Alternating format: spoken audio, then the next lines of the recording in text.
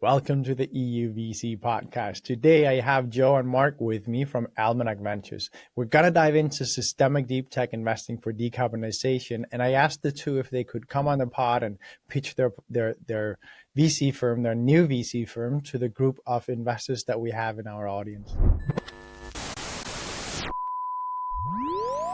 So Marc, Joe, welcome to the podcast. Thank you so much. Yeah, great to be here. And thank you for accepting the invitation to come and share for the world who Almanac is. Who of you will go first, pull up your deck and tell us all about you? Yeah, so Almanac Ventures is an early stage deep tech VC. We invest at seed and pre-seed across Europe. We're looking for deep tech, so real scientific breakthroughs, scientific innovation that can be applied to industrial systems. And we look for technologies that are really bringing what we see as the three pillars for scalability. And that's building the industries of the future. So they bring better performance, they bring better costs, and they build decarbonisation.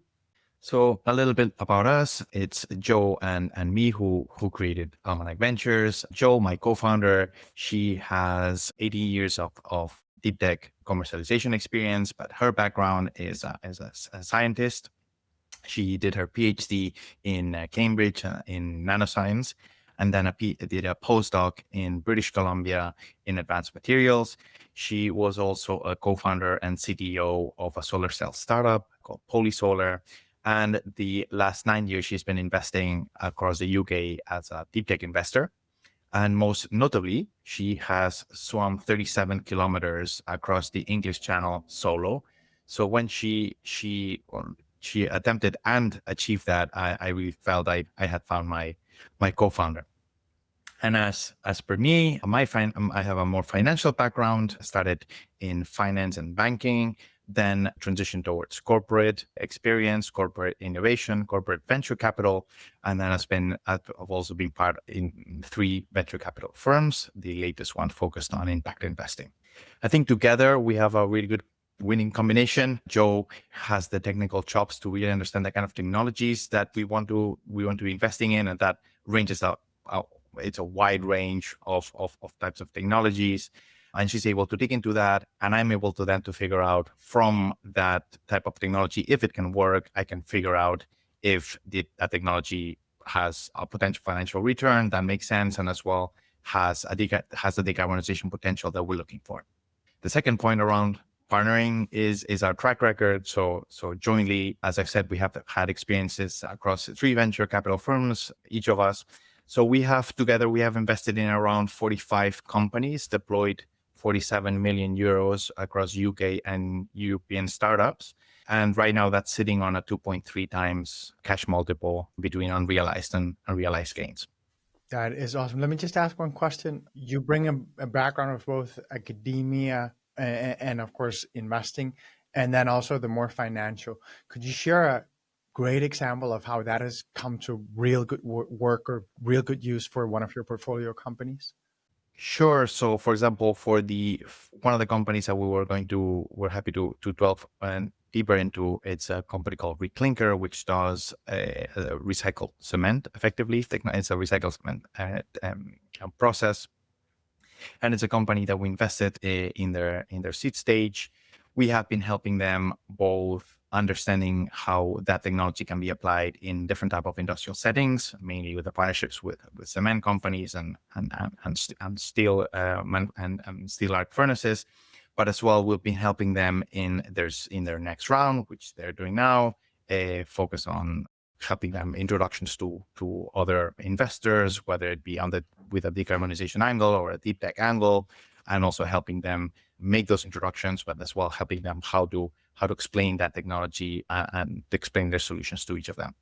Awesome, Marc. Thank you. Now let's get into the opportunity. Tell me more about the industrial innovation and the complexity that you believe is holding us back. Yeah, so what really drives us is what we see as a massive missed opportunity for innovation in industrial systems. So they're really complex, as you say, they're really difficult to innovate in. If you take the lens of climate investing, industrial systems are responsible for 75% global emissions, but they only receive about 1/4 of global VC climate investment. Even though those investors are super driven to tackle these problems, they're really not addressing them because they are really hard to get into.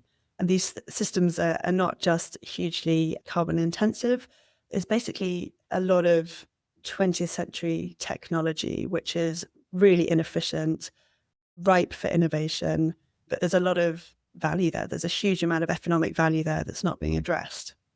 And so why is that? We think it's really to do with this complexity, not just the complicated industries, and they'll need real technical insight to understand the drivers of inefficiencies, the drivers of emissions, but also these systems are hugely interconnected and interdependent. And so you can't just look at simple linear problem solution sets. You have to really be understanding these whole systems in all that complexity to really innovate well. So that's where we come in. We're focused on deep tech, so genuine scientific innovation, often very interdisciplinary, needs kind of real technical nuance and understanding. And these technologies are applied to industrial systems where they really bring innovation, where they bring performance drivers, plus economic drivers, plus decarbonisation. And it's not just about understanding the technology itself, it's about understanding the commercial path that really takes that sort of experience that we have, helping early stage, often super technical, super academic founders going on that journey to be commercial. And obviously not every science-based innovation is going to be venture backable. We really need to use, again, that experience and understanding to find really venture backable models, really scalable models that are efficient with capex. And the other side of the perspective that we bring is to bring the systemic approach. So these interconnected, as I said, industrial systems, they really need to be mapped out and understood in all their complexity. And so we do that work. We understand where opportunities are lying. We see them really as points of leverage where applying technologies can have outsized impacts working across those systems. And that's both decarbonisation, but also financial potential. So we're really driven by both of those missions, which we think really come together and scale together in the technologies we're looking at. So we're investing in early stage deep tech across the industrial systems that we lay out as how we make things, how we use resources, and how we live. So technologies like super efficient electronics, photonics, automation, electrification, energy control systems, new chemistry materials. Would love to ask you a bit about industrial tech and the viability of industrial tech for venture, because there are some that have burned their hands before, or that just believe that no, venture works in the non-hardware, non-industrial settings, but it's really hard to make it work in the industrial world. Could you talk a bit about that? And obviously the people that know me also know that I'm not a subscriber to that view. It definitely requires specialist knowledge and experience on how to navigate it. It's not that the venture model doesn't work there, but I love to hear your take and how you think about that. Absolutely. I mean, it takes real skill to find these opportunities that really do work with the venture model. So people have been burnt. Absolutely. There's a lot of venture dollars have gone into projects that are just too capex intensive, but maybe they need different financing, different models. So it's really about finding where capital can be used efficiently. So it's about finding scalability. So we're investing in systems like, I guess to take an example from my track record, but at a previous fund, I invested in Nibalt, so a battery technology company that can be a drop-in replacement for existing anodes. So it's low capex, or a company called CGD, which is fabless power electronics using gallium nitride semiconductors. So we're looking for either systems that can drop in as a replacement in the existing industries, or where there are routes to early revenues while the businesses scale towards those kind of bigger, more audacious goals that need really reworking industries from the ground up. I would just add that we're always looking for these venture scalable solutions that have just this credible technical pathway that are able to hit value accretive points or milestones in the medium term, in the short and medium term. And I think that's what kind of separates some of the deep tech projects, which are we're heavy on capex and we tend to roll out, and those that we believe are capex efficient, in which we can get to a meaningful place in 2 to 5 years time. Could you give us some of the case studies, so to say, the examples of portfolios in your, the companies in your portfolio that match this description? Yeah, happy to. We've already been investing together and already have a series of portfolio companies. One that I'm happy to talk about is a recent investment done in a UK industrial heat pump manufacturer called Hot Green. Now, this company is made up between a go-to-market innovation expert and a scientist that has been doing heat pump projects for both government and private operators. And they came they focus on the problem of getting a heat pump to be efficient and low cost enough to profitably be servicing the 3 range. This is very typical use for example, food and beverages. And they have developed a new compressor, which is the most expensive part of a heat pump. They've developed a new type of compressor that is hyper efficient while keeping the cost to the minimum. So we invested in this company in the pre-seed together with Almanac Ventures and Coca-Cola Europe Pacific partners. And it really excites us because it unlocks electrification and it unlocks the capability to be applying all of the science in an industrial space in a very big market. So we've also made an investment in a company called ReClinker. So they're a spinout from the University of Cambridge here in the UK. They deal in recycled cement. So yeah, big, heavy, ugly industries. Doesn't sound very venture backable, but they've actually got an amazing, really low capex model, which really excites us. So they are founded on some innovation that was published in a Nature paper. So they actually link cement recycling to steel manufacture. So the recycled cement powder goes in as the flux on top of the electric arc furnace, in the steel manufacturing process. And they tune the heat and conditions to turn the material back into clinker that goes back into really high quality cement. So they're creating much better quality recycled cement than other systems, but they're cutting out the chemistry step that emits CO2, and they're piggybacking on the energy, the heat in the steel manufacturing furnace, which simultaneously decarbonizes the steel making process and the cement making process. Can I ask both of you, because you don't, and correct me if I'm wrong, but you don't have an operator background, either of you, in deep tech, am I correct? So I spent some time after academia where I was working on really applied technologies.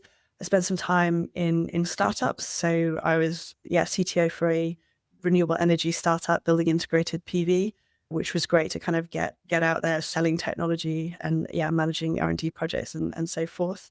And I worked with other early stage companies kind of on a consultancy basis. And then, in the trenches, kind of building an investment platform in my career as well. And I guess, Marc, you've certainly built venture funds, or that corporate background, which is super valuable to have as well. Yeah, so I also have entrepreneurship experience building a project from scratch inside a big multinational, in this case, Telefonica. And I also have experience creating a social cooperative project more on the social impact side in Africa. I asked you because I wanted to ask you to comment a bit on that age-old debate of, do you need to be an operator to be able to invest in deep tech startups and have seen that route and gone it yourself, or do you not? Like, what's your take on this, and what do you see when you resonate with founders and when you maybe don't? Yeah, I think venture teams work really well when they have a lot of diversity of thought and experience and all of that.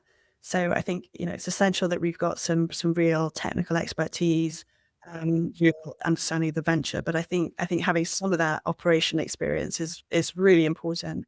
I believe the point around bringing complementary knowledge in a venture capital team is what really makes it helpful and powerful. So, for example, I've spent time working with corporations, and I understand how corporations engage with state-of-the-art technologies from the early stages to Series A, and that really helps then understand how decisions are made, how messages are passed up and down, how they need to be socialized, how they need to look for internal champions into the organization. So that's an additional help that we can bring to the startups. But as well, Joe has direct operational experience, having worked in a solar cell startup as a CTO in the past. So we kind of are able to mix both worlds. I mean, it helps, right? So to be able to have a really in-depth technical conversation, as a fellow PhD with technical founders is super helpful. It's also super helpful that they know that, I've been there in the trenches with them as well. Yeah, we've sort of seen what it's like on the inside of a of a startup. I think it definitely builds a lot of credibility and helps with empathy. Now, before we close, I'd love to ask you, because now we've spoken a bit, I think, or in quite good depth about what you do and where you invest and about the opportunity, but we haven't touched much on your investment strategy specifically. So can you talk a bit about, just really quickly map it out, how many investments, what size tickets, what size fund, all these things? Yeah, so we're looking to come in very early, almost on a first check basis, to what we could call pre-seed and seed. Basically, in our world, we would be looking at TRLs from 4 to 6 or 4 to 7 type of projects. We were happy to look at projects across Europe, the European landscape. In the end, we look at a lot into innovation hubs and innovation circles. We hope to be that first check and then continue to support that company in those early stages, which in some reports have been mapped as the first valley of death, which is going from lab to a first product that can be put into in the field. And we hope to be doing that with tickets that range from 300K to 1 million. And we want to do that to have a portfolio around 25 to 30 startups, in which we're going to as well leave some money for follow-on. Beautiful. Joe, Marc, thank you so much for joining me on the podcast today. I really hope that you will be able to pull this off, because I love seeing new emerging managers come to the market. Thank you for joining me on the podcast. Thank you so much. Thank you very much.